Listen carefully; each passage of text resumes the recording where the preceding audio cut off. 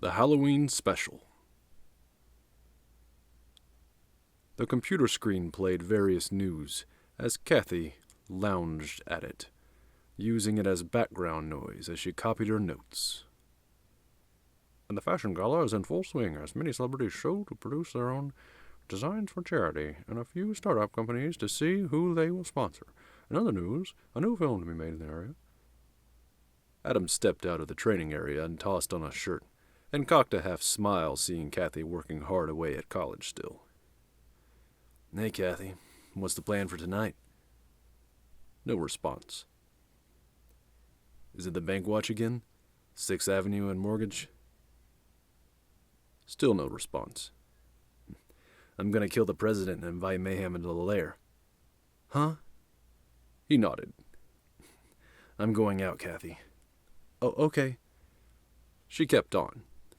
Adam revved his bike up as he finished with his costume and tore out of the lair driveway that closed shut behind him. The night was clear, and the stars twinkled bright. Adam smiled at the night sky and his night life. It wasn't half bad, this job. An alert popped up on his HUD, and it showed rain. Later, Adam stood atop a rooftop, soaked. The weatherman didn't call for rain. But since when could they predict the weather? A heavy fog had rolled in as well. It was nearly impossible to see, let alone watch the bank. And certainly no one was going to rob it tonight. But then again, it was perfect weather for less witnesses out and about. The comms buzzed in. Blue? Go ahead, Kathy. Are you at the bank still? Yeah, why? Oh, I thought you just had forgotten to call in on your comm, or it was broken. No, what's up?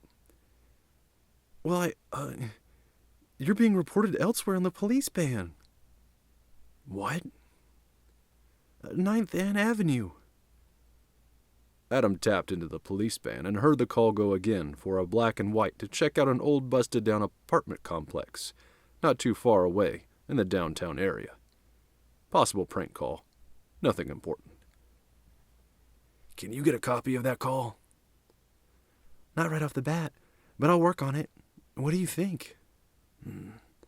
I'm about 2 minutes away. I'll check it out.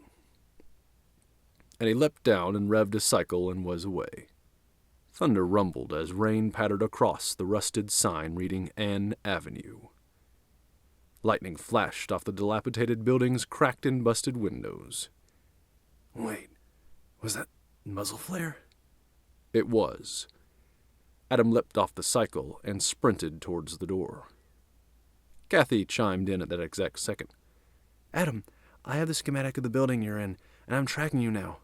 Also, you want to hear this? The 911 call came in through an earpiece. Sir, this is 911 emergency. Help! Somebody help me! The shadow, he's at call! The rest of the call filled with muffled noises, a stomp and a crash. Sir, are you okay? Are you there, sir? Sir? The line went dead. Kathy, you know where I was, right? Yes, your tracker said you were outside the building, but what's going on? I don't know, but something doesn't feel right. I'm going to take a closer look. I'm heading up the stairs now. Kathy went silent as well to let Adam listen, and knew that he couldn't talk anyway, as he was about to be sneaking up on people. Adam creeped up the stairs even slower. The higher he got, the spookier the place got. Cobwebs, used needles, dirt, used rags, filth, shadows, long shadows. They seemed to reach out. He shook it off. Fear could be controlled, and he had gotten good at it under Night Shadow's tutelage. But something about all this night, this building, this place seemed haunting. Slam! Blue nearly jumped out of his skin. That was odd. Why am I so jumpy? He thought. He looked down. Something seemed to be coming down the steps from the light seeping in the window near him. Fog almost seemed to roll down the stairs. Wait. It was rolling down the stairs near his feet. Fog outside? No. Fog machine? Maybe. Chemicals for drug creation? Definitely. It was possibly mixing in an explosive manner. He needed to hurry. A small worry tickled his brain as he did. Why would anyone say it was him doing this? A copycat? Disguise? Like that showdown episode of that old Superman cartoon? Someone using his appearance to scare people into doing what they want? He creeped up the last few steps as glass broke. The fog in the hall was even thicker as it passed along the ground. The lights were mostly out.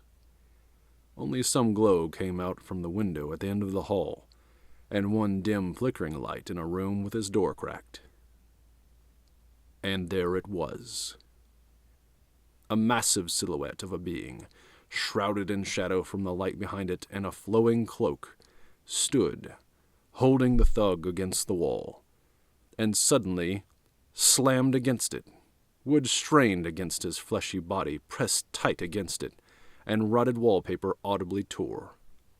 "Oh, God, please, God, have mercy. Don't kill me, please, God." Blue tried to find it in himself to speak, but nothing came out. He found he was speechless, captivated, partially, growing more fearful at what this thing could be, definitely. No, it was a person. All things were, animal or vegetable, nothing more or less. But something. The cape seemed to flow so long, immeasurably even, and the fog was so thick around his feet, and he swallowed.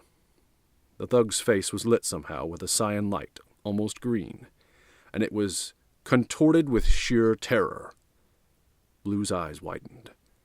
The thug gasped for air, and as if it could sense him, the creature yanked its head towards Blue.